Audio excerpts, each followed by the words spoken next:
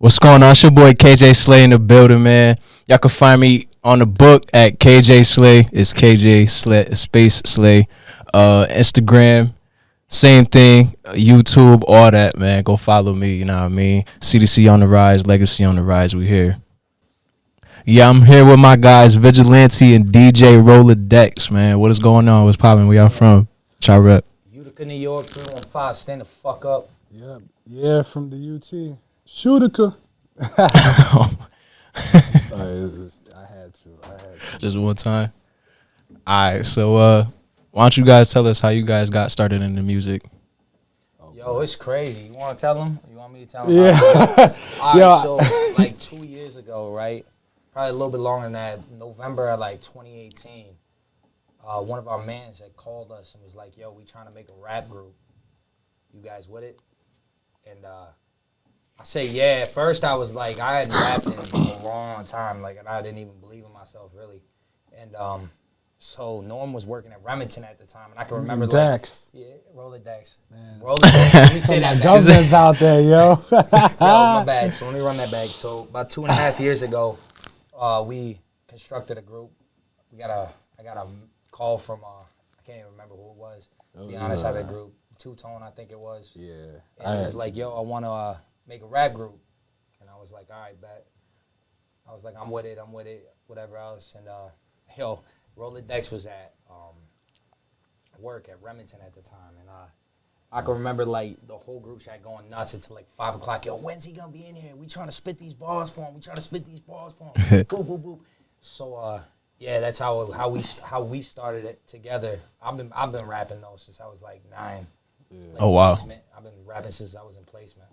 Like, rap battling, all them types of shit. Like, we get in trouble, we had to rewrite and draw for, like, hours upon hours. So I just sit down and write all day long. So you said he was in the proving grounds for for a rap battle. Yeah. That's a fact. Yeah. I mean, I've been doing music in general since I was, like, 3 or 4 years old and all that. Oh. Like, playing instruments I could play by ear, so, you know, I first started out on this keyboard that I think my grandmother gave me or something. Mm-hmm. So I started learning how to, you know, play different things on that. My kindergarten teacher, she had a piano one day, playing My Country Tizzy and all that. So I learned how to single note it at the crib. I would come back home, and then I'll learn how to play it. By the end of the year, like, I ended up playing it on that piano in the class for the whole class. I was like 5 years old. Wow. And then it moved to, you know, piano, and then xylophone. And then, you know, I played cello in 4th grade to hold me over for alto sax in 5th grade. Oh. I played that until like 9th grade. Then I stopped that for guitar, then played bass. You know, I played mad instruments. But anyways, I got into hip-hop because I grew up on it. Like, my mother and father both liked hip-hop and all that, you know. So it was always played in the crib growing up. And I didn't really start the first time I ever thought about trying to rap, I was 8. First time I ever actually tried to freestyle, I was like 13, 14. But I didn't start taking it seriously until my senior year of high school when I was like 16 going on 17. Mm-hmm. And then, you know, I started trying to get nice. You know, I started really trying to work on my craft. And then I started making beats when I was 19. And then I started DJing like 2017, like January 2017, I started DJing. So I've always been doing that. And on top of that, you know, like, I like other genres too. So, you know, I've been doing it for a hot minute. Like, at least a decade. I play guitar. I've been playing guitar since I was probably like 8 years old. Since I was 15. Yeah. That's crazy. You said the alto sax. I used to play the saxophone in band too. Yeah. I think I was like in 4th grade, all the way from 4th grade to like freshman year of high school. I was playing this. I wasn't really good like that. Like, I wasn't. I mean, I wasn't no crazy jazz player, but Did you play like which one? I played alto and tenor. I only played the alto. Yeah, that's my favorite one to play. Even though my favorite sax players in jazz music are tenor sax players. It's funny. Yeah. On some funny stuff though, on some other shit, like music wise, I think my passion in music though would be more of engineering. I can engineer, bro. I just started a year and a half ago, and I'm gonna tell you something. I get more enjoyment out of making somebody's music sound better than I do anything else. And now my man Hayes and know him, I'm starting a training camp and trying to become a producer on top of it. So That's crazy. You actually took the next question right out my mouth. Yeah, it's all right though. What was gonna be your passion? What's your influence? My influence. My thing is like, I just want to make music that's good. I want to make like, you know, I don't mean to like talk any recklessness, but a lot of the shit that's out is buns. Like, I'm not even gonna hold you. Like, I mean, I know it sounds bitter and all that. I've been saying this for eons. Some of my friends that bust my chops about it, but you know, some of the stuff is like lackluster. Like, and I think it's just because, you know, us as a society. I'm about to get deep very briefly. I think us as a society has started to really like kind of let mediocrity slide. And it's like I've been doing this since like what, like the 2000s. So it's like, you know, at that time it was way different. Like right when Soulja Boy messed up. Wow. Well, Soulja though.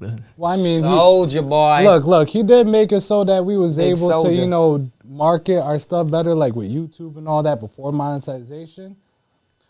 But his shit is like not. Yeah, it's like nowadays people they don't really appreciate lyrics anymore. It's more about the beat and the flow to things. And It's about what the chicks like. That's what it is. Like about like, okay, anything that gets, you know, chicks dancing and all that, or like, oh yeah, what gets it lit. But you know, there's a time and a place for that. My inspiration though, is pain. Mm. I went through a lot of shit in my life, you know what I'm saying, and I got a lot to tell. Yeah, you do. A lot to tell. And I've came a long way from where I was. I shouldn't be where I'm at. I honestly should be dead. It's not even a joke. 21st birthday, I kissed the ground. So my music really comes from pain and struggle. Like I tried like a little while making my fans happy with some of my songs, like doing a little versatile things. Like I know I can sing. People want to hear me sing. But for me, like when I speak bars. I want people to understand like this ain't a joke. I got no cap in my rap. Like this is really, really me. You know what I'm saying? And if I could do it, anybody could do it. If one kid's out there listening and you don't believe in yourself, let me make you believe in yourself because anybody could do this. Right. And that's where my inspiration comes from. It ain't no artist.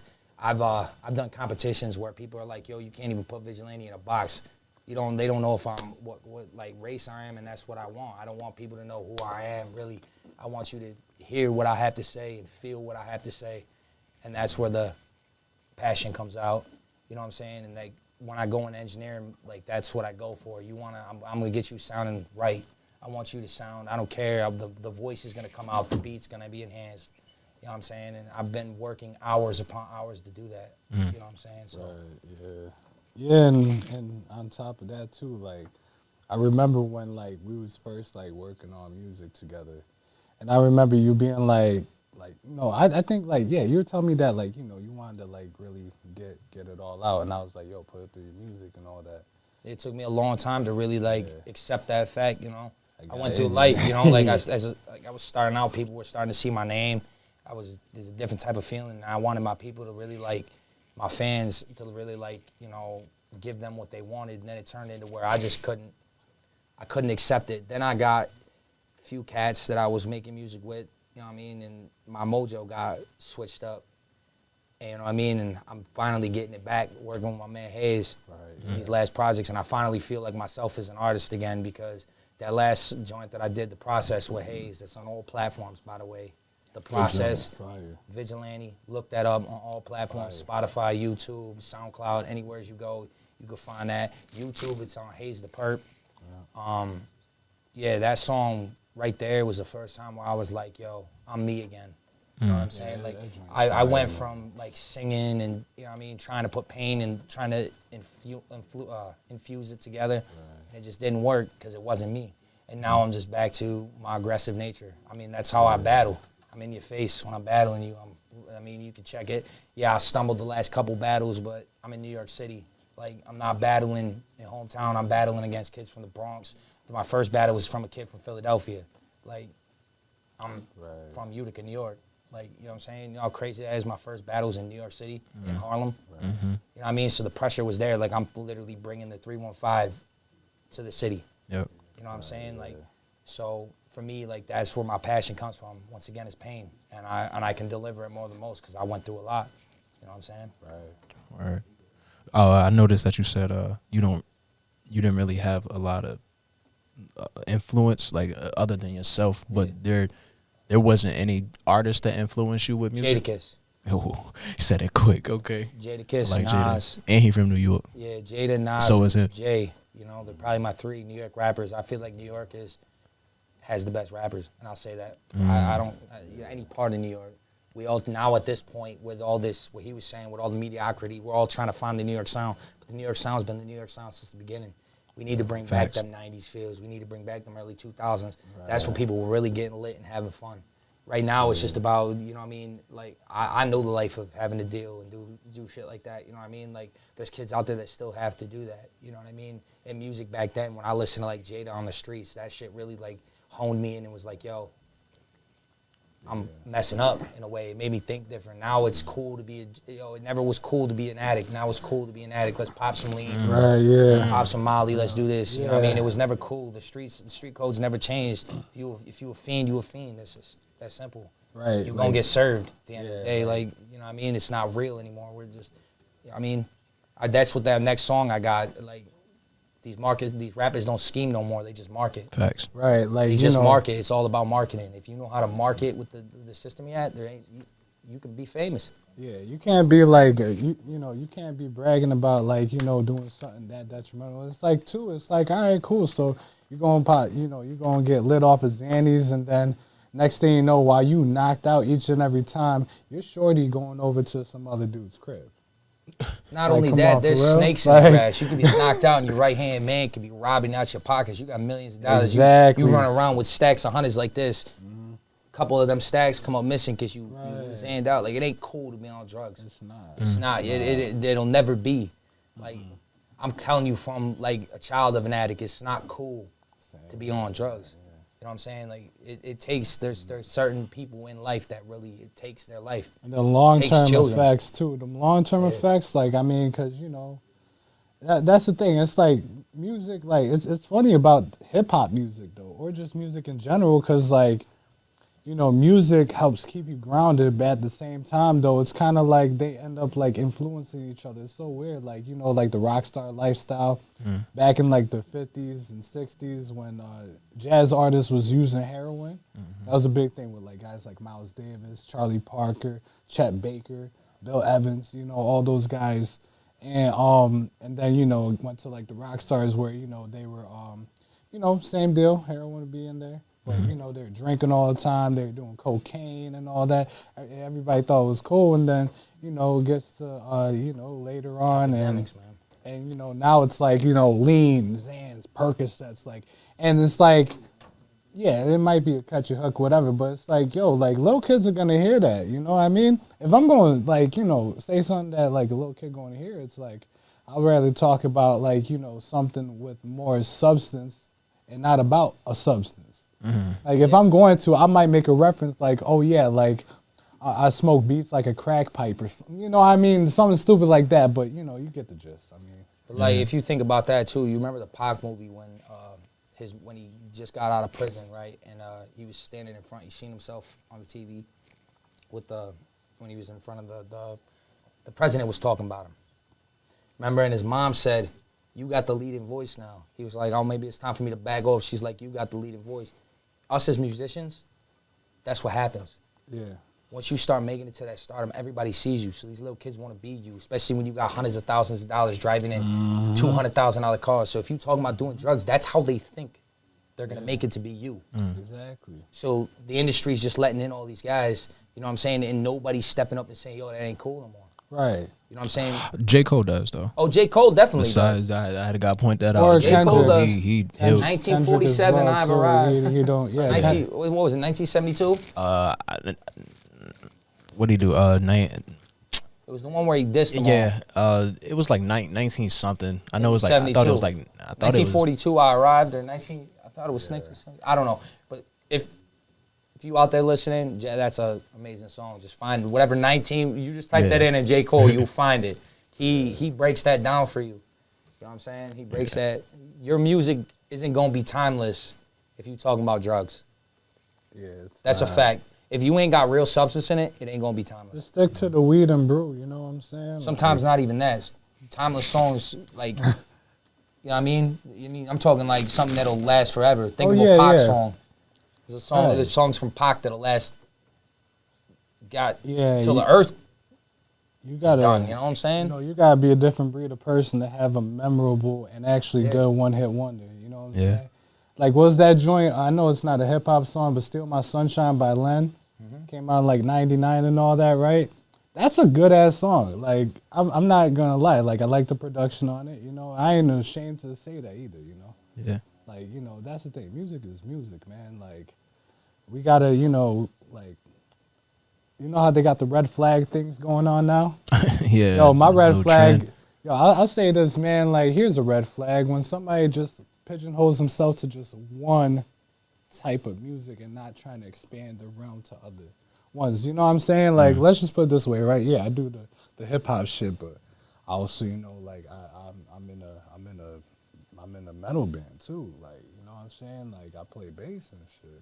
And, that's the thing. It's like, I need to do other stuff. I can't just be like typecasted in one. Like, I've been typecasted my whole life, put in the box, like, and I feel like, I can't do that. Like, it's like I'm always on to something else. Like, I feel like that's where it's real. I didn't get your top artists, influencers. Here all day. Just give me three. Just give me a quick three. Three, I had to give you like 5, but like, I would say like as a collective, the Native Tongues when I was younger and all that, you know what I mean? Like the Native Tongues with like De La Soul, Tribe Called Quest, even like the hieroglyphics, because Delta Funky Homo Sapien was loosely in it, and the Native Tongues, so was Leaders of the New School, Buster's old group, like that stuff, Pete Rock and CL Smooth, because Pete Rock's one of my favorite producers of all time.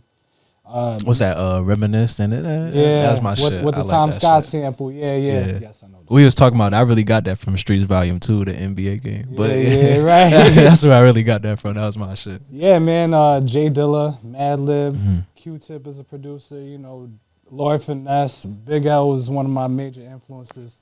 Him and Cassidy taught me how to write punchlines, basically, and Lord Finesse. Oh. Like, listening to them taught me how to write punchlines. Nas and Common and Guru, they kind of taught me how to be more conscious and more of an intellectual when it came to the lyrics. And then, with the DJs and all that, DJ Premier, like, even on the beats and the cuts, because he's fire at both, you got to add him in there. DJ Jazzy Jeff always gets overlooked just because he was the dude that Uncle Phil threw out in the Fresh Prince, but nice with it. DJ Q-Bert, you know what I mean? Biz Marquis. Biz Marquis, I guess my pops actually saw him back in the day in the city back in the early 90s. I guess so. That's what he told me. He was like, yeah, I saw Biz before, and he also saw MC Shan before, and there's a lot. And then outside of it, like Bob James, he's a jazz artist. You know what I'm saying? I used to listen to a lot of Korn when I was younger too. I'm not gonna front, Korn's that shit. I don't give a fuck. Yeah, exactly. Yeah, they had hip hop elements in there too. Work out the Korn, I promise you. Or like, I promise you'll get swole in a week. Yeah, even like Trent Reznor of 9 Inch Nails too. Like, cause he's great. Like, Radiohead. Black Sabbath, bro. Sabbath, yeah, Sabbath, bro. Grimy shit. Yeah, I love that shit. Yeah, like my even man Ozzy, the only man I know who could bite a bat off somebody. Right, Minor Threat, like the punk band, the old school punk band Minor Threat. That's like my favorite punk band. Also Bad Brains He's too. one of the best musicians that ever lived in my eyes, though. I don't care. Yeah, there's so many. It's like Ozzy, he really just said we was gonna be here all day. Exactly. Yeah, I got it. Exactly my point. Yeah, but right now, I'll say right now, one of my favorites is K Tronada. He's a producer and DJ, and I've been messing with him for like a few years, and he's good, man. He can do anything he wants. It's great to see that, and R&B too. I love R&B. Okay. Thanks, Mom. What kind of thought process goes into making you guys' music? It depends on what day. Depends on what's going on. I know that's a tough question right thought there. Thought process, whatever I'm feeling when I hit that studio. Right, yeah. That's it. I don't think there is a thought process behind it. At this point, the music I'm making now at Hayes, it's really just, we feel the beat, we start at this point. He's trying to teach me to make beats, so we start building the melody together. Start building the drum patterns and all that, and then whatever just comes out of our mouth. I mean, at that point, the beat lets us.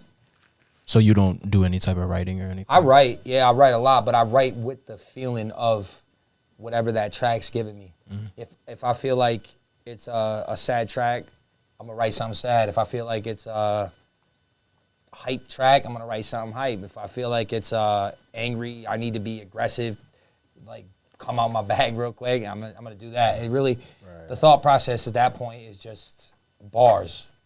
And every time I sit down, I write a 16. If I'm going for a battle, doesn't matter what, it's bars. Mm-hmm.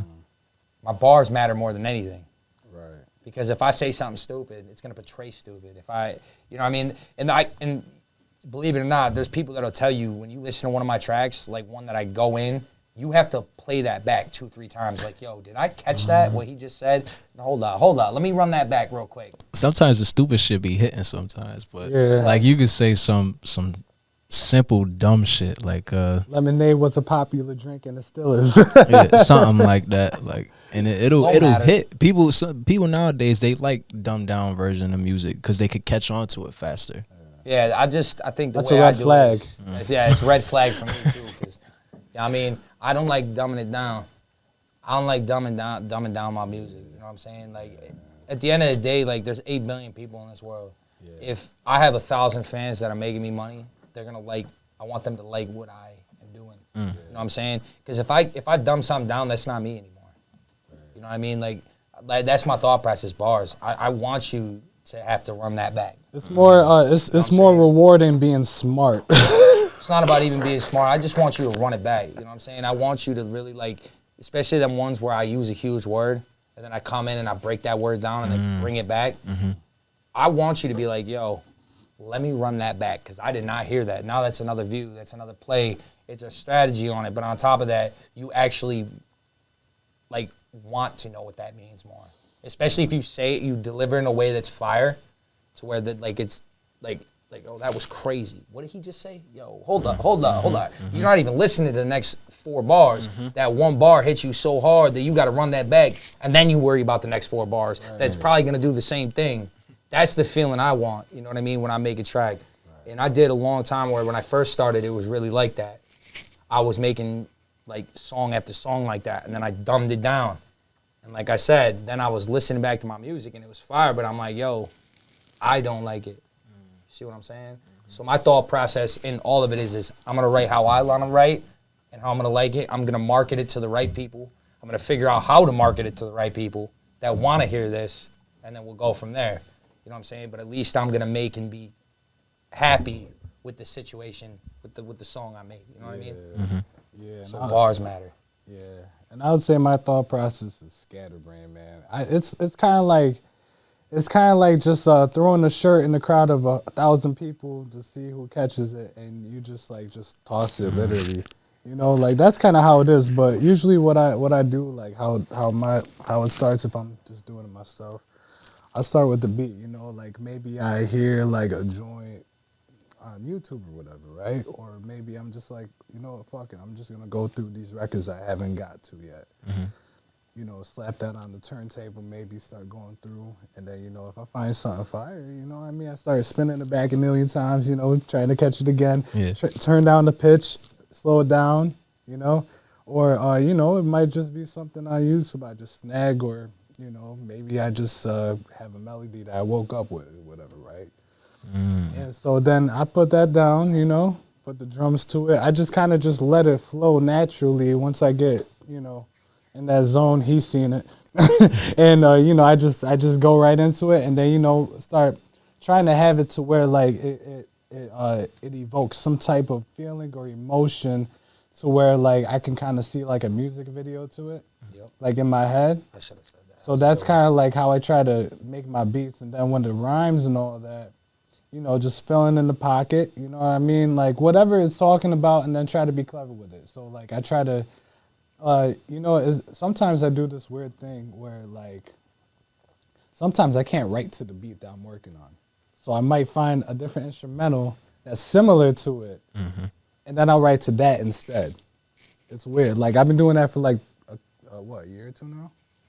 I've been doing that for a while now. So like I started punching in actually. Like it's like I'll find a lot of that lately. Yeah, I'll find like a beat where it's kind of like similar feel to the beat that I'm writing to. Yep. And then do it like that. Yeah, I was coming over to your crib when we was doing that. You was just playing random ass beats and we just started freestyling. Yeah, and then after I make a beat too, right? If I'm at the crib just dolo, just chilling, I'll actually take out the turntable and I'll start cutting to it. Just to like see how it is, you know what I mean? Like, just start getting funky. I'll do that for like 5 minutes. And then and that's it. Like I don't really finish the beats until everything's written to it. Just because, say if I take a snare out or a kick or anything like that, I want it to, just be done instead of having to get the stems back and do all the stuff. That's a pain in the ass. Like, I'd rather just have it right there and laid out. Like, say I might have another idea to put something in that same beat to, like, make it accentuate what we're talking about on the track. Yeah. So like after we write it down, then I complete it and I arrange it, and voila, But yeah, that's my process, just whatever comes to the head, man. Like if any idea, just putting an idea to action, or just goofing off, man. Like it's supposed to be fun and organic and not forced. That's how it is, I just go with the flow, man. That's how it is, but scatterbrain. That's what's up. You guys said that lyrics play a big part in you guys' songs. Yeah. So I'm kind of jumping conclusions here, but what kind of effect does battle rap have on you guys? Because I feel like you guys watch a battle lot. rap. Yeah, like the URL. I used to battle random heads at parties and in other places. I think battle rap is the purest form of hip hop. No. I'm gonna say that publicly. Shout out K Shark TV. Look them up on YouTube. I got 3 battles on there. My first music video I ever shot, but yeah. I'm in the corner playing beats. I really believe battle rap is the purest form of hip hop. I battle on beats. That's what our league does. We battle on beats. But like URL and them, like I've heard some lines that, like as a lyricist, bro, these they're different. They're different type of animals. It's like they're not coming at you for any beat. Even if they attack a beat, it's just pure lyricism every single time. It's kind of like focusing on one discipline in general. It's just like you got like those lo-fi producers, the shitty type beat producers. Yeah, I said it. And hell yeah, I said it. Yeah, because I mean, shoot, I guess it's because I'm from the era of SoundClick, but whatever. Like, when they put type beat, it's like, don't you want to like get your name out there? Like, what I mean? Like, I'm from like the era where like, like you just give them the beat. Like it's like when you look for instrumental, you look for like an actual instrumental of like one of your favorite joints, like the Who Shot Your instrumental by Biggie, right? Or like the what is it? What the hell was that Cameron one that I used to get busy to? I forgot. The Down and Out. Yeah, Down and Out beat. Yeah, that one. You look up that instead of being like, oh yeah, you just type on like some random shit. Like, oh yeah, I want like some Polo G type beat, whatever, right? You know what I mean? And then it's like a type beat, and there's so many type beats. I don't care how much these cats is making. I really don't. But like, it's like, yo, like you can't like have like it makes it seem like you're copying somebody. Well, like battle rap though, I feel copy. Yeah, like in battle rap is much different. Like battle rap, you got like you don't got no like type battle rapper like some Hollow the Don type rapper. But the thing with battle rap that I think brings out the purest form is until you're standing in front of another man, right? And you have to violate, and you're about to get violated. Mm-hmm. Yeah. You understand what I'm saying? There's 30 people, 40, 50, 60, 100, like URL, thousands of people watching you. You don't understand how hard that is. The emotions are real. You're really like, when you're preparing, like our league, we really prepare to kill each other. We talk about that. Like, we're friends. I love every single one of them, but if I'm battling you, I'm preparing. Your death is on that day. Like, I'm not leaving that stage unless you're dead. And I've stumbled twice, and if I come back, I'm not stumbling again. The next one that goes in front of me, you were done. I put that on God. Like, it's not happening. I got something to prove. I'm 2-on-1 right now. I beat somebody on a stumble. You know what I mean? Like, it's it is what it is. But I'm saying, like, the purest form of rap, you don't, like, have you ever battle rap? Like, they focus on the sword. Yo, you're really in front of somebody's face. Like, you're screaming. Like, you don't know what's about to happen. They talking about your kids. They talking about your mother. They talking about your sister. They talking about, and it's all fair and love and war, bro. They're talking about, like, you know, like, you know. It brings out the like, emotions. Like, you know who what I'm saying? you look like and all that. You know, it brings it back, like, it brings it back to, like, you know, in school. And I remember in my old high school, like, during lunch, they would actually have, like a group of like 5, 6 kids going from table to table just roasting niggas, like word up. I would have to, like, you know, stand like with the crowd, like I was with them, so I didn't get roasted because I was a hot target at that time in my life. I was like, you know, because, you know, I grew up getting bullied, so, you know, I'm trying to mitigate that risk. And so, like, you know, that like kind of, you know, like, and also too, like, say if you really don't like somebody, right? And you rap battle them and all that, as long as y'all know that at the end of the day, y'all ain't gonna, like, literally beat the shit out of each other and catch a case and cause bodily harm, it's cool. You know what I mean? Like, which, I mean, they don't do that no more because everybody, like, you know, just has so much angst because of the pandemic. It's ridiculous. It's like, man, just, yo, smoke some indicas, you'll be all right. Another thing about battle rap, too, right, is any song you make, right, you write 16 bars, right? You got to scheme something in there, right? Mm-hmm. Every bar in a battle rap is a scheme. Facts. It's like you got the setup and then you got It's not, you know what I mean? Like, if I'm battling you right now, I'm thinking, yo, what is he about to say about me? You know what I'm saying? So already when I'm writing, I got to scheme, like, oh, I'm a white boy. All right, let me break this down like M did in 8 Mile. Like, all right, I don't like that. Maybe I shouldn't do that. But every single bar matters. When you do a song sometimes, not every single bar matters. But in battle rap, every single bar matters. Because you could literally get to a debatable where it's like, yo, he had one line better than his. I'm going to go with that man. Right, you know what I'm saying? You never know what he's about to say. I mean, you don't know if they're about to choke. That's why I come with that aggressive delivery now. I'm in your face. I'm 6'3", 235 pounds. I'm in your face. Push me off. Do something. Because the second you put your hands on me, it's a wrap anyways. You lost. You understand what I'm saying? That's the art of battle rap is different. It's pure to me. Because, like, now, like we were just talking about it, hip-hop is changing to mediocrity. Facts. Like, bars don't matter no more. Like, it doesn't. Kiki. Or like, Fifi. or basically what? I'm sorry, but it's the truth. Am I wrong? Or like how are you blowing up and saying Fifi, bro? Yeah. You know what I mean? In battle rap, if I said Fifi, I'm about to get smoked. Or to me. You know what I mean? Like, every bar matters. That's why when I said it was the purest form of hip-hop, that is why. Because it has became with the mediocrity in music now. Back in the Jay-Z, the early 2000s, the end of 99, it wasn't the same. Facts. You know what I'm saying? That's when they used to write a track and bars mattered. Every single line mattered. Now it don't matter. You say whatever you want to say. Boy's talking about sipping syrup and getting domed 35 times in the track, and he says it over and over again, but it's the #1 hit. You know what I'm saying? Like, in battle rap, it ain't gonna fly. Now, like, on top of that, I will say this too. Like, my thing is too, like, cause, you know, when I was younger, you know, like, it was different. Like, there's Scribble Jam, right?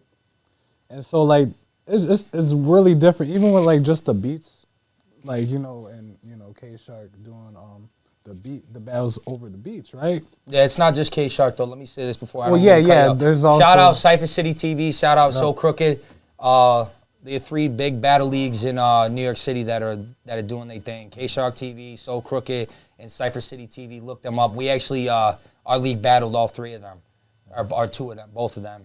But I'm always in the Shark Tank, Kazi, you know it. Yeah, and also too, but there's like, so like, it's kind of different how it was back then to how it is now, because like nowadays it's like it's written, like most of it, and like back in the day it was like strictly off the top of the head. That's a fact. If you wrote your shit prior, you would get called out for it. So it's like it's really weird. I mean, like, it's cool either way.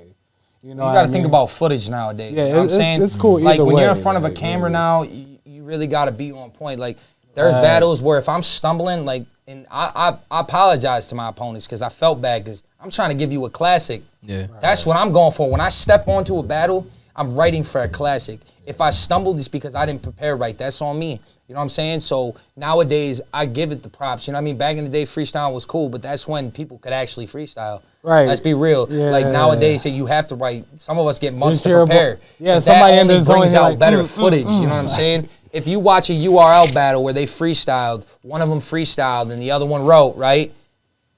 Or even both of them freestyled, but it wasn't everything they could have. That battle isn't entertaining on a screen.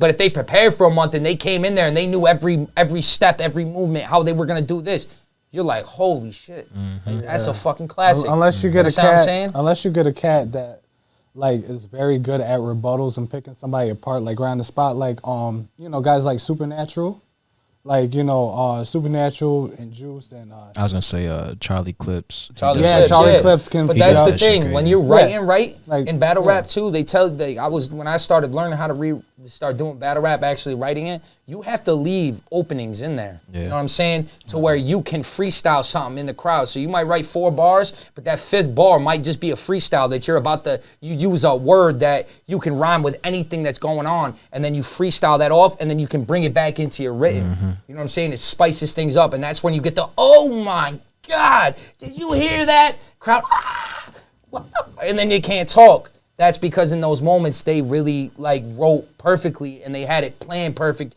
When that opening hit, I'm killing whoever's in that room with that one bar that's gonna shut the whole crowd down. You see what I'm saying? And like that's the thing about even like performing battle rap, Pierce Form. When you're performing, you're in front of a whole bunch of people, right? That know your music. You can get lit easy, right? Unless you're doing like an artist showcase where it's a little different.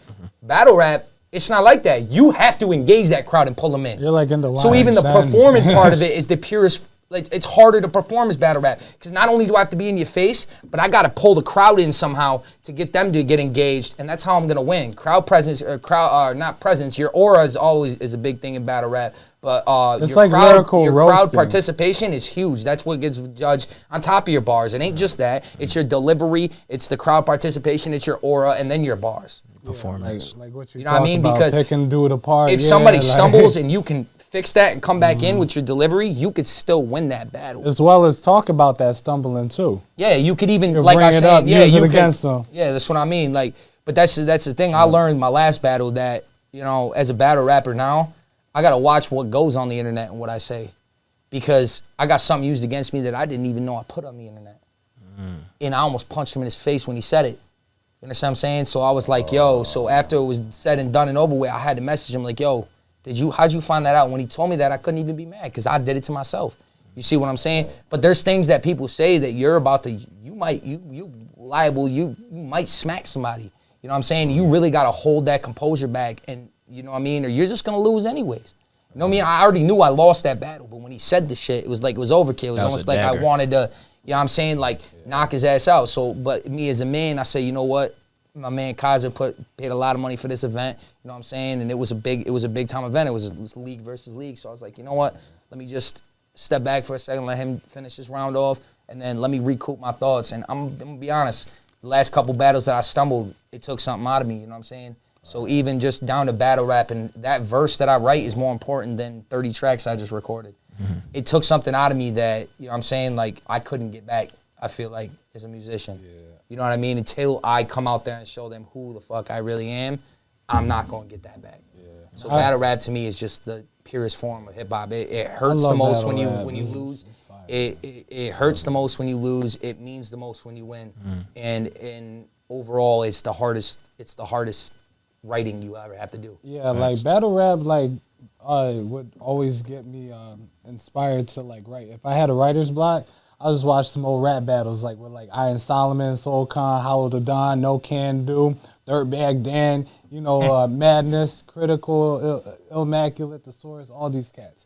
And so every time I get in a writer's block, I always watch a rap battle just to like, get my brain engaged. Be like, okay, now I'm gonna write some shit and hopefully I piss somebody off. No cap. In the children's home, bro, we used to dorm time is usually when the battles would drop for URL.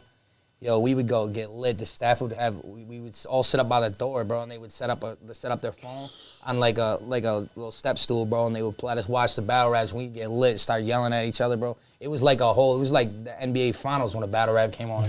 Bro. That's like That's like lyrical ESPN. You know what I'm Yeah, saying? yeah. Like, but you know, battle rap also has like it also has a lot of history because I guess back in the medieval ages, they would actually like kind of battle each other with their poems. Yeah. Like, which is crazy that, you know, it's been like that. So it's kind of like an ancient art. And through this medium that we call hip hop, we bringing it right back, which is a beautiful thing, you know? Like, I mean, it is. It's harder to make it as a battle rapper, too. Yeah. It's a lot harder to make it. A lot, so much harder. Yeah. It's not, there's so many tiers and so many leagues that you have to go through. Like, say our league makes it to, like, Verbal War Zone level. Right. Like I forgot about them. Shout out Verbal War Zone. They're another huge battle on the beat. Yeah. Like, we make it to that league, then you have to go through that roster, and then somebody else will pick you up from another one, and it's like, there's so many levels to battle rap. Like, it's hard, man. Especially being from Utica and going out there. Like, it's a different. We had our own. You one were told too. I'm battling in the Bronx, like the birth of hip hop. Like in Utica too, we actually did have our own battle league like a decade ago. Yeah, but our city be shutting everything down that has anything to do with hip hop. I'm telling you, man. Except for I don't know. No, they had the one downtown recently. They're trying to open it back up, but it's just gonna get shut down again. Maybe. Well, when you get a bunch of dumbass hotheads going in there and be like, oh yeah, like, you know, the ones that literally go to places just to shoot it up. It's like, man, you better go somewhere else. Don't you got beef with somebody? Like, squabble with him. Don't bring it over here where people. It's gonna take somebody like us to pop out there for the area to accept hip hop. Yeah. Yeah. Like, same thing with Q's out here. You know what I mean? Like, somebody's got to pop for the area to start accepting I feel like that's what's going on now a little bit. With a couple rappers that we had, 2C and what's the other boy MBK name? Richie. Yeah. I forgot his name. They also TJ? said Post Malone. Too. No, not Lil TJ. It was Scory. Scory, yeah. Scory's Scory. doing his thing. But yo, you guys know Post Malone. Yeah, He was from Q's. He blew up in a studio from out here. He was sleeping in it. Some crazy shit like that. Yeah, it's crazy. I think after we sister cities, you know what I mean? Utica and Syracuse are sister cities. Like, we're all the 315. You could throw Rome in there saying? too. Like, people can say what they want, but the 315 stretches for a while. Like, it's, and I said it in one of my songs. We got the beautiful, like, we probably have the most beautiful part of New York we live in. Like, actually, like, land-wise. Like, No tornadoes. Yeah, well, one just hit down where I was at yesterday. You didn't know that? Tornado blew through there last night, took like 40 trees out, yeah. Anyways. Wow. Well, not often. Not often. But like, if you often. really go, like, drive down, like, the highway or something, and you look up in the mountains, bro, like, down south, they don't get that. Like, my business partner's from down south, like, Texas. It's flat land. So when he came down here, he said the first thing he did was he found the biggest log he can get on and rode down a big-ass hill on a log. That's crazy. If you coming from New York City, like I have, and you're driving, and you're starting to come up on Syracuse, you can see how the city sits in a valley. Yep. And it's dope as hell. We are in the really valley, all the way from Utica to here. They call, like, Herkimer, Mohawk Valley. They call Herkimer, Mohawk, Ilion, and all that. Yep. That's all, like, literally the valley. Like, in that area is where I'm, like kind of from. Like, I claim Utica, but I'm from the valley. You know what I'm saying? Because that's the closest city to us. And the valley's just... I lived there for like 4.5 years. I actually graduated high school. Sickest part of New York. I've been to New York City. I've been to all the boroughs. It's the nastiest part of New York. Like, it's drug infested. Ain't even a joke. And then you got like wannabe gangbangers and shit. Like, not all of them. Like, you know, ain't shootings out there. It's stabbings. Everybody's getting gutted out there. Yeah, like, the thing is out there is that, like, you know, it's not like, you know, it's not really like cities. It's all like rural areas. You know, like, it's kind of like But it's like suburbia, small village, small town type deal, right? But they're all connected by a street, like, in like different towns. Like, there's literally a bridge, and then there's Mohawk. There's another, like, little intersection, and then there's Ilion, and then, let's go over a bridge that's not even the size of this room, but that's Frankfurt. Right, yeah. You know what I'm saying? And they don't claim it a city, but it's just disgusting people. There's like I love the valley to death. I do. I love all my fans that are in it. I love the people that are in it. Too, but there is a serious drug issue in our area. I started a movement called Pick the Pens Up, Put the Needles Down. Heroin is flooded through our area. They opened up crazy stuff to try to stop it out there. It's It's not a joke in the little towns, man. Especially now too, when they like lacing everything with fentanyl. Fentanyl, everything's getting laced with fentanyl. People are dying. I got my best friend on my chest died from an overdose. You know what I'm saying? And I take that to it took something from me. You know what I'm saying? And I don't condone. Like that's why the beginning of this. That rapping is the way they rap. That shit ain't fucking cool, man. No, like you ain't a gangster if you do drugs. Let me just say that outright. And everybody that's watching me from the Valley, if you doing drugs, you not a gangster, bro. Don't even come to me with that shit. I don't want to hear that shit. You look like a clown walking around like. Without getting too off topic. That, like, I mean, you know, with the drugs, it's definitely a deep. Yeah, I didn't mean to get off topic, but there's battle rap. No, I like that. So, I'll end it like that. That part like that. But battle rap, in my opinion, I'm gonna give you 5 words, or I don't know how many words, but it's purest form of hip hop. Yeah. I definitely like that. Going off topic a little bit, it shows how deep we are in the conversation. Facts. I mean, it is a good conversation. We've been in a flow. Yeah, that's I'm surprised that Mark's been following us the whole time. Like, nah, but it's cool though, man, because we building, you know, and that's what it's about. You know what I mean? Like, it's cool. And I think that's another thing about me being able to claim Utica, right? I got so many friends in Utica. Like, we're trying to incorporate that into the Valley because the Valley is worse often. Like Utica, it's hard to get shows. You're not getting a show in the Valley. Like it's just not happening. If you're not rock or country, it's over for you.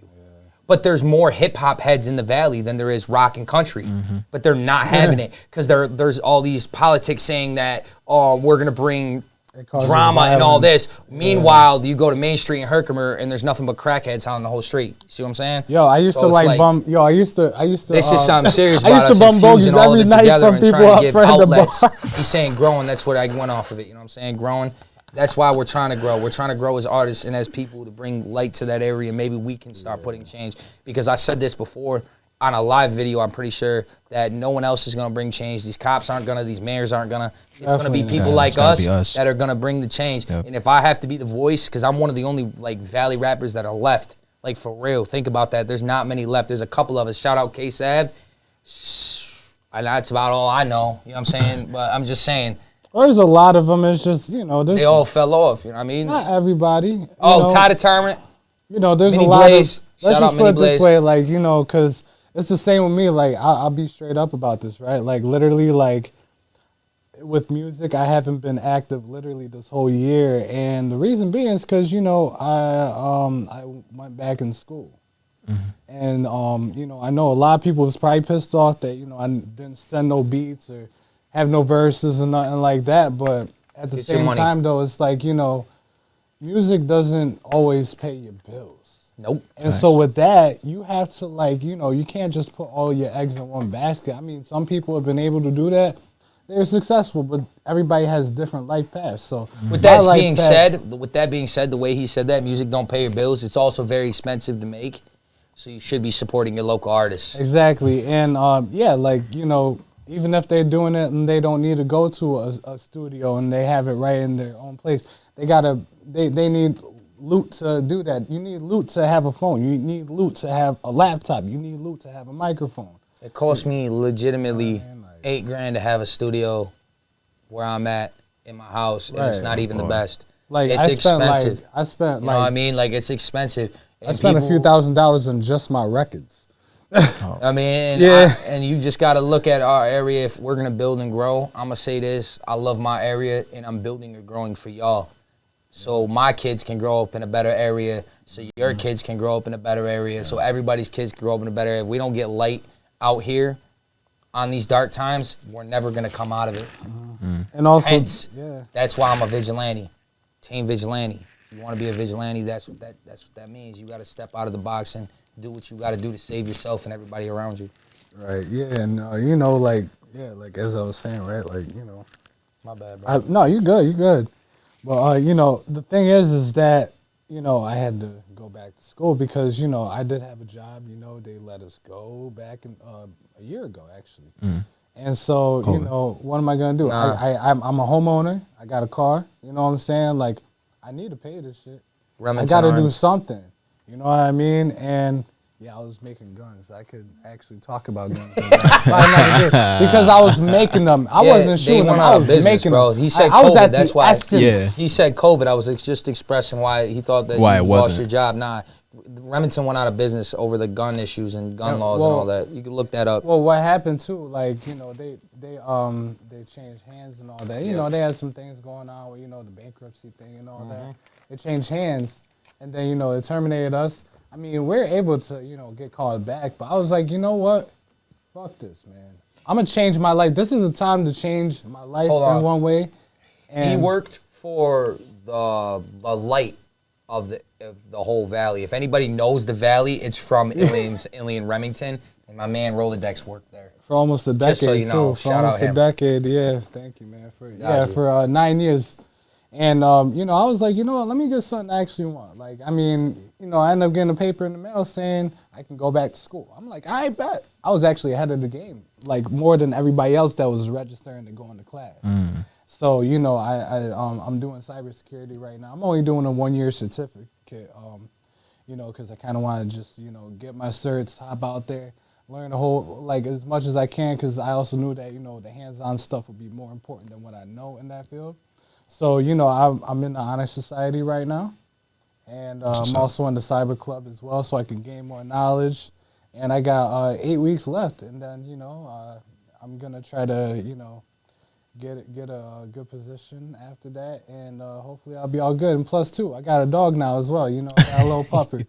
And, you know, she, you know, so it's like, you know, I like, you know, I'm about to be 31 in a few weeks. I can't be like, you know, just like, I can't go back to my mom's house. I mean, I could, but I'm not going back to my mom's house. Yeah.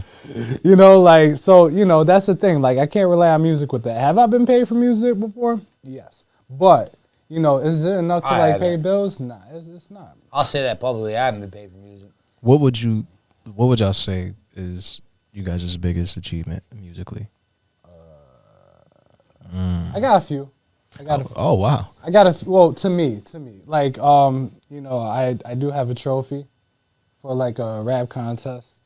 It's kind of funny how that worked out, actually, because it was me and my man Dave Reinhardt and all that. So it's not like we battled each other and all that, but like, yeah, like, you know, they gave it to me and all that. But shout out Dave Reinhardt, by the way. that's my man right there. That's my man, you know, like, so, you know, it was all in good fun. Like, you want to hear Dave Reinhardt? Look up 3WB. A song called Dumb Hot. Yo, he's also a battle rapper too. That was on a rock beat too. We went off on a rock. Oh yeah, yeah. I made that beat, by the way. Dumb Hot. I made that beat, and I sampled one of my indie songs that I knew about, like, and I made that on my mother's birthday, right before a party. I made that in like half an hour. I didn't mix that. Sent it. So I sent that beat to everybody via email, and they didn't even know it was gonna be like that. But yeah, like, that was one achievement. Another one, I DJ for a sold out joint. It was before Legacy, actually. You know, we knew that it sold out because we ran out of wristbands. So that was another one. A third one, I released the EP almost 2 years ago now. It was on my 29th birthday. Dex on the Set, Volume 1. And it's on all platforms, too. You know, it's 5 tracks. I produced everything except for one track, which he actually produced. We got an achievement together. Yeah, we got 2 songs with at least 100,000 plays on SoundCloud. Oh shit! Yeah. Shout out to y'all. That's what the fuck is up. Yeah. That's Proven Facts. Vigilante on SoundCloud. Call my phone. 3WB. Checking Fading Away. Fading Away hit number 9 on the Indies Emerging Artist Most Talent Award out of 300,000 submissions. And that beat I made back in 2016. I made that beat back in 2016. I found the sample in 2015. Call My Phone blew because it should have hit the radio. If ESP wouldn't have talked the way he did, shout out ESP. It's my man, that's my right hand. We play Call of Duty together. I love you. But you fucked us over. You said a lot of crazy shit. He was talking about vaginas and eating girls' pussies like lasagnas and all that type of shit. It was fire, but he went Tiger with it. I ain't gonna hold you. It was fire. That song is fire. I wish we could run that. Because that song is crazy, but yeah, definitely. Fading Away, I think it did so well because that was like when we were on the peak of 3WB, And we had we were going through some shit that week. Yeah. You had that whole week all fucked up. Yeah, and bro. I had a breakup 2 nights before. Bro, we just got in that studio, bro, and the beat just came on. I can remember that day, like I put it out, because I kind of had it in my head. It was like a sunny day, but I had all the curtains closed because I was mad depressed, and I was just chilling. I just heard the beat, and I was just rocking, bro. And then all of a sudden, I just started snapping, and then he started snapping, and then the fade in, like that just got put in. We found that. Yeah, that shit just came nuts. He sent it over. We transferred, I think, to the flash drive. And then I worked it and I pitched adjusted it into the beat. And that shit went crazy. And then we literally was like, oh shit, what would we do for the cover, right? And I was like, man, let's just go outside. I'm probably gonna remix that song though, because the mix was a little. Yeah. But if I go back in there, don't judge that song if you listen to that song. That was early mixing. Like I've only been mixing and mastering for 1.5 years. Yeah, you know what? I've only been rapping, and first time I recorded was 2 years ago. Oh wow! And you like that? Yeah, it's great. I know people who've been rapping for years, and they could use a pick me up. Yeah, I literally just started rapping like on recording wise like 2.5 years ago, November of 2018. Yep. Like with these guys, I got the time stamped on my phone actually. The session. So it's crazy for me to be where I'm at. But what was the question again? I got you. Your greatest music achievement. Oh. That wasn't my greatest music achievement. My greatest music achievement was the Legacy, Landmark Theater, 2019. End of 2019, we won that cypher competition. That was my greatest achievement. We definitely did. We definitely small. I don't care. That's publicly. We definitely did. Ain't nobody beat us. I'll tell you that. I'll say that. I'll scream that for someone louder in the back. You guys did not beat us. So if you're watching this and you was there at that event, you did not beat us. Legacy smoked all of you, and nobody got paid because we beat you. Say it just like that. It sounded like I don't know. I mean, there's a couple like cool cats within it, but like there's some of the cats made it seem like it was like a talent show at a shelter. You feel me? Let me say this last one. Let me say this. I think I'm not gonna say my greatest achievement. My most sentimental achievement was when me, you, I'm not gonna mention the other names. We went to New York City, and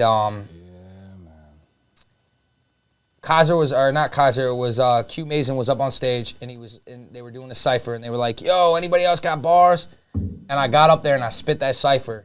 Oh wait, that I did. I was in the corner. Yeah, and the reaction that I got from these people was something crazy because I was in the Bronx. And I was in the corner. I'm in the Bronx. And I was in the corner playing beats for it. You understand what I'm saying? I'm in the Bronx. I brought my laptop with me. Yeah. With 1,200 beats. They're like, yo, Amazing was like, yo, anybody got like, anything on YouTube? I was like, yo, I got my laptop here with 1,200 beats. He goes, all right, finally, he's been talking about his laptop all day. Bring him over here. That's what he said. I remember that too. Yeah. Yo, and then so I was like, yo, all I need is an outlet and the aux cord. Put me lock me in. He did, yo, and then I freestyle. I'm telling you, and that like the feeling. Yeah, right when I dropped the shit, everybody's like, yo. That would probably be for both of us because we're in the birthplace of hip hop. You know what I'm saying? I'm from Utica. Like I'm coming to Utica area. I'm coming out there like I'm not expecting to get no reaction like that from like New York City heads, like for real, like born and bred their whole life there. I haven't forbidden. And I got it, so it was crazy for me. That was probably the craziest achievement. Like 100,000 views, that's cool. I'm gonna keep pushing. You know what I'm saying? Like,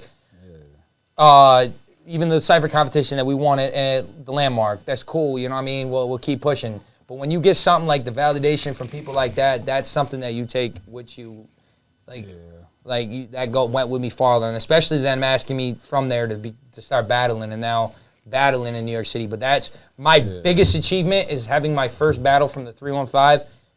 If you can name one other artist that battle raps that their first battle from our area was in the city, other than me, I'll give you $10.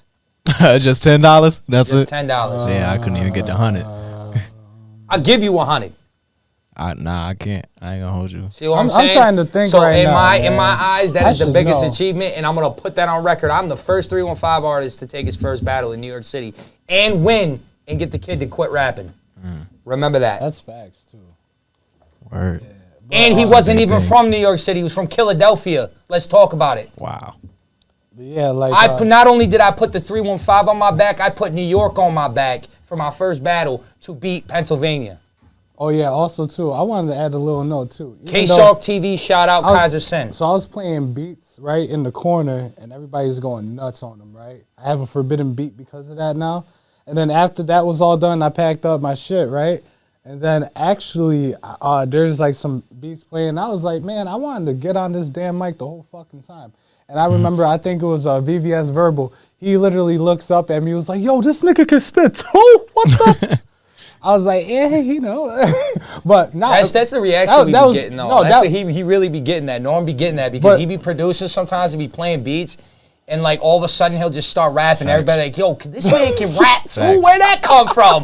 Yo, what the hell? He surprised me a couple times that I did last live streams. Yeah, he be going in. Well, Norm, one time, the first time I tell him about the first time you left my crib. He was supposed to leave my crib when we recorded Face of Death at 11 o'clock, right?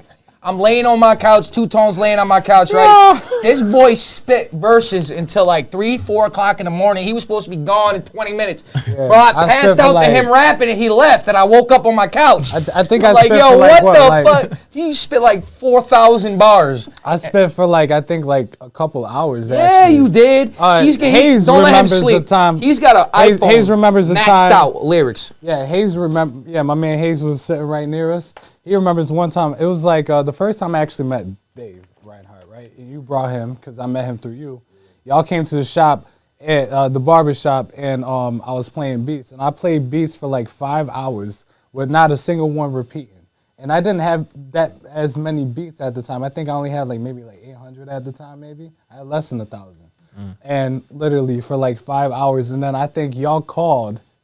It was like, yo, is he still playing beats? And I think it was either me or True. Like, I think True was like, yeah, he's still playing beats. And I literally did it for 5 hours. That whole afternoon. Holla at both of these two if you need beats. Yeah. You gotta holler at him directly. But he's my man Hayes. We gonna get there. We gonna get there. Oh, all right, bet. My bad. I'm a little stingy with my shit. You better cut that out. I'm a little stingy with my shit. I'm gonna be real. I'm a little stingy. You gonna edit the hell out of this, aren't you? I'm old school about it, man. Like, I'm like, yo, like, I'm not gonna give you like a bundle of 5 beats. Oh, I can like curse? that's too much. Does anybody remember that freestyle? Shit, Jadakiss freestyle when he said, "Oh, I can curse," and he went off. Oh yeah. Just brought it old school for you for a minute. Right. With everything that has been said, and you guys still doing y'all music thing, where do you guys see yourselves in the next 10 years? Hopefully, to be honest, I have no idea. I'll be like 40, 41 in 10 years, so it's crazy. Yeah, wherever the world takes me, I'll be there. I might have a little, I don't know how else to describe it, bro. I'm gonna live day by day regardless. I'm gonna wake up every morning. I'm gonna be a construction worker until I pass out. I own a construction business, so I'll be running a construction business till I pass out. Probably my kids will be 10 years old. I'll probably, my oldest daughter will be 20, so I'll be knocking people out. I'll probably be in prison. And I'll be with you. I'm just saying. Since I don't got no clear answer, musically, what are your goals for the next 10 years? Yeah, like that's why I was I've been thinking about it. But yeah, like, you know, as much as I don't like to think far back, hopefully what I would hope for is that, you know, I have some type of name in there. Now, I'm not trying to be like obnoxiously famous. And the main reason is because, you know, I'm like kind of a private person. I'm more of an introvert than anything.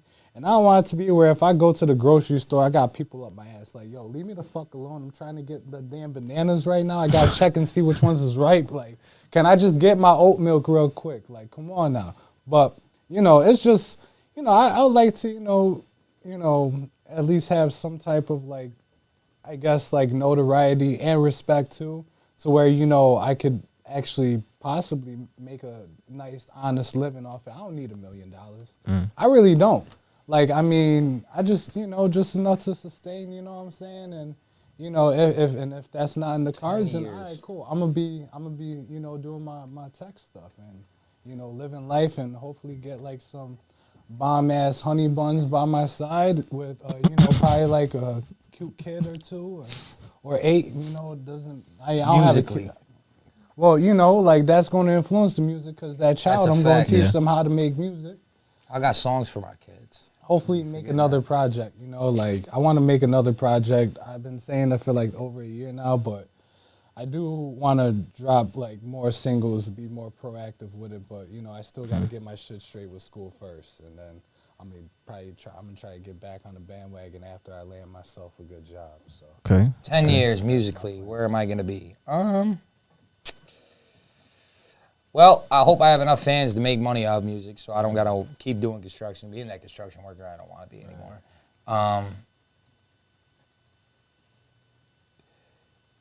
I hope 10 years from now I'll be an engineer. I think in life, I think I'm gonna strive for it later on.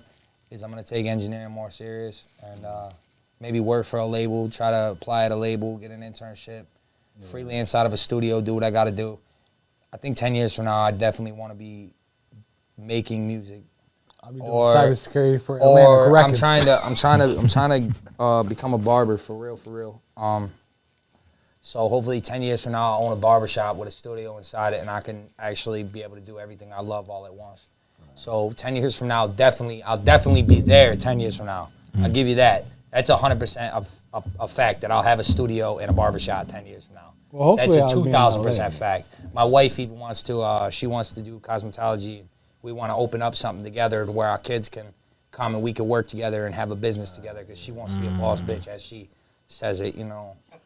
he said these her words, not mine. That's her words. Yeah, it's a very touchy time in the world right now where you can't. She ain't no bitch. I love you, baby. I never called you a bitch. I'm just reiterating what you said. Yeah, do not hit me. Do not hit me when I get home. Yeah, that's I the love thing. you. It's a touchy time in the world. Yeah, was that now, a good one? I mean, I like that. That was nice. You can't even say esophagus without having somebody shove that down your esophagus. Wow.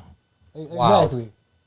He just took that so left field. Hey, it happens, man. It happens. I don't even care, man. I'm too old. Pause. I'm gonna ask this, and I know you said that it might be a long story, but this will be my last question. I don't want to take up too much of you guys' time. You guys have said that your name is Vigilante and Rolladeks. How did you guys come up with that name? Who should go first? Let you go first. All right. Yeah. Mine is the condensed version. All right. So yeah, like I mean, I came up with the name Rolladeks, I think like 5 years ago, maybe. That was because I was trying to figure out a damn name. Like, you know, I had a bunch of other names. Some of them were bullshit. And, you know, the one that I was really rolling with, I found out that it was taken by somebody else. So then I was just like, all right, what can I think about? And then I remember just always being like, oh, yeah, well, my brain is like a musical Rolodex, right? And so then it kind of just started sticking, you know what I mean? You know how, like, you know, you say a word 3 times, it's in your vocabulary, that's what they say at least and all that. And so then I was like, fuck it. Why don't I just go by Rolodex? It accompanies everything, because I didn't want a name that accompanied the, what was it? I didn't want a name that accompanied just, like, MC such and such or such beats or DJ da-da-da, like, no, like, because I do all 3. Like, you're not going to, like, put me in, like, one little space. Like, fuck that. So I was like, you know, it encompasses everything that I do, rapping, making beats, producing, DJing, instrument shit, being me, and also my musical knowledge as well, too. I needed something that incorporated everything, and then, you know, I gave the little funky lettering and all that, and there you go. I haven't looked back. That's dope. It sticks. I just got to trademark the shit now, I think. I don't know. Mine comes with like 4 bars too, so I hope you're ready. I'm ready. All right, so I grew up crazy, right? So I grew up like locked up my whole life since I was 9. I was in placement from when I was 9 until I was 18. I bounced in and out, mad different foster homes, mad different places. So people ask me where I'm from, I just say the system, because at this point, that's where I'm from. Oh, that's tough. Well, I was in the Children's Home of Jefferson County in the year where they started giving out government-issued food. And I decided, I was like 16, and I decided that you ain't going to give me government-issued food because the food's already shit. So I'm going to start a riot till the director of the children's home comes. So what did I do? I started a riot. Ran outside, all the cottages coming out, going haywire. We're breaking into the rec hall, screaming like protest, like you're not going to give us government-issued food. Finally, she came and we got it changed. Well, around that time, I figured out how to, like, run, like, the place when I was in, you know what I'm saying? So I was knocking kids out. Like, if you were acting funny, I'd knock you out or do some crazy shit to you to get you to stop doing it. So we're going to leave it like that. We're not going to go into, like, everything. So the director of my cottage brought me into it's not really a long story, but he brought me into there and he was like, yo, like, why can't you just be good? I'm like, what you mean? He was like, you're like a vigilante. Every time you're bad, everybody's bad. But when you're good, everybody's good. And you just you have this persona where you think you have to take it upon yourself like a vigilante. So, like, I was in a lot of trouble. You know what I'm saying? I just caused a riot. I'm not getting home visits anyways. I haven't had home visit in 4 years. You know what I'm saying? So it was the only time I was ever good is when there was a good rec trip. You know what I'm saying? So I'm sitting out rewriting, drawing. I started thinking, yo, young vigilante is coming. When you see him run up and pay your mom for abduction, I'm killing the beats while young Monty's corrupted. It's okay because the game is full of corruption. These addicts with a high consumption of a substance that be destroying the home bases for all of the youngins, leaving trails of destruction, leaving teenagers' lives in obstruction. The system take a minute, try to reconstruct them. Rebels like me say, fuck them. That was all I wrote on that, but after that name stuck. I used to go by Baby V. You know what I'm saying? And I just kind of changed to Vigilante, and then I never looked. It was Young Vigilante. But then I realized I'm 25, 26 years old. Not really young. Well, it's just changed just to Vigilante, you feel me? I used to and go I know there's mad, like with you, nobody really got the Rolex name. There's mad people that got the Vigilante name. But how many of you Vigilantes have the story like me? Or are really trying to put on like a Vigilante? Because if you're really trying to put on your town like a Vigilante, take that name off your shit. Because I'm really putting on and trying to breed people to be more like Vigilantes.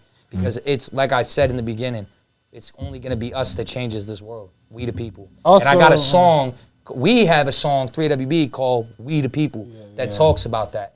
So I was afraid. I was actually afraid of putting that out at first because I was like, damn, I don't want my phones getting tapped and getting fucking slaughtered. I'm going to spit my verse for that.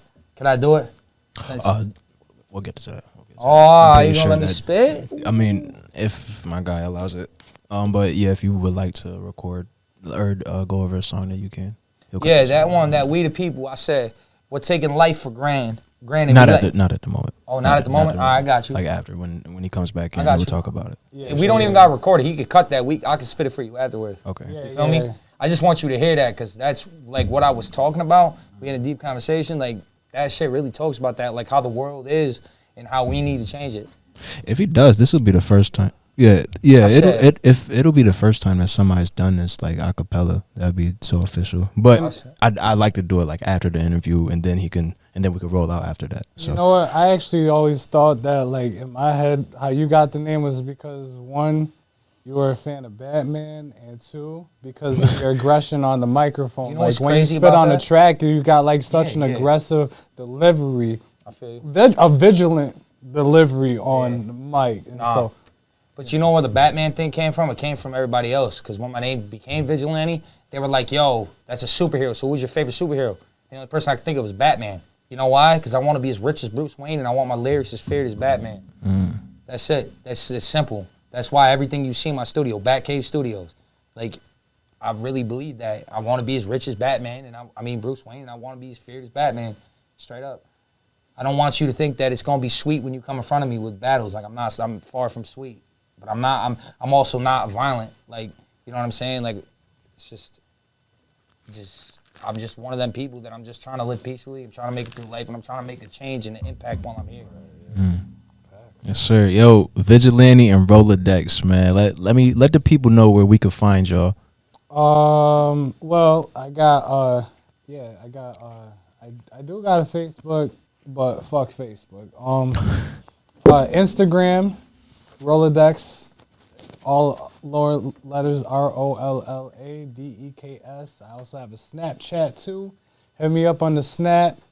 I don't have Twitter because I'm not cool enough for that shit. I think that's about. Oh yeah, SoundCloud. Well, I got the Rolladeks SoundCloud. It's just beats right now, like a couple instrumentals from my EP, and then you know the old 3WB shit. You know what I mean? Got like verses and beats that's mainly on SoundCloud.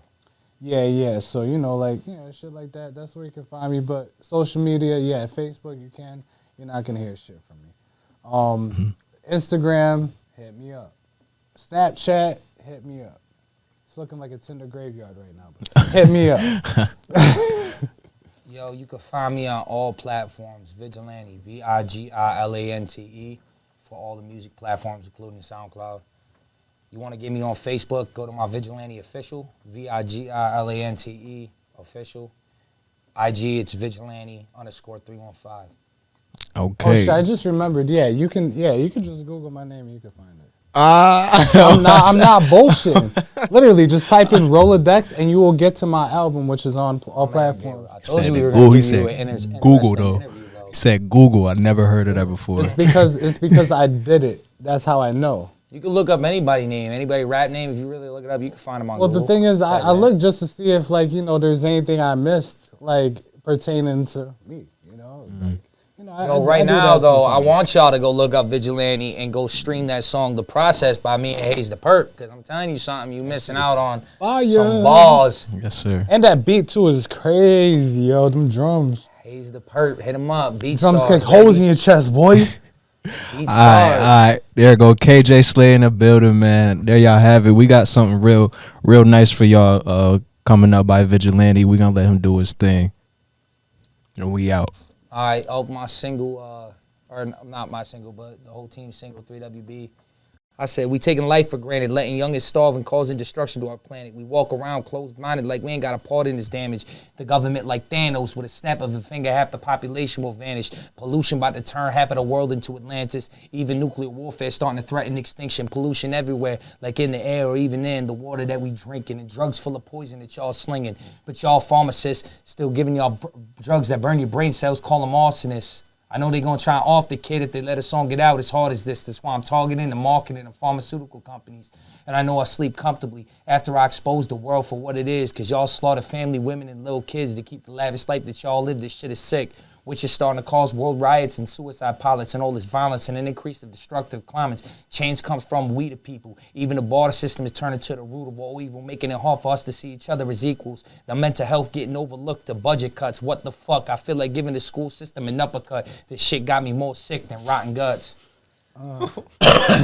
And then on the same joint, mind you, I made the beat today. I just gotta say that, you know what I mean? Like, I'm never cocky about shit, but I'm like, yeah, I made a good fucking beat.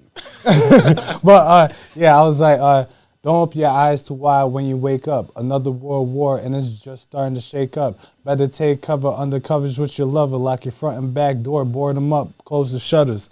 Pack up your valuables, ready to evacuate the premises. The place that became your genesis. Niggas ain't got a Sega Genesis. They ain't playing games. Environment hostile. They used to say the same.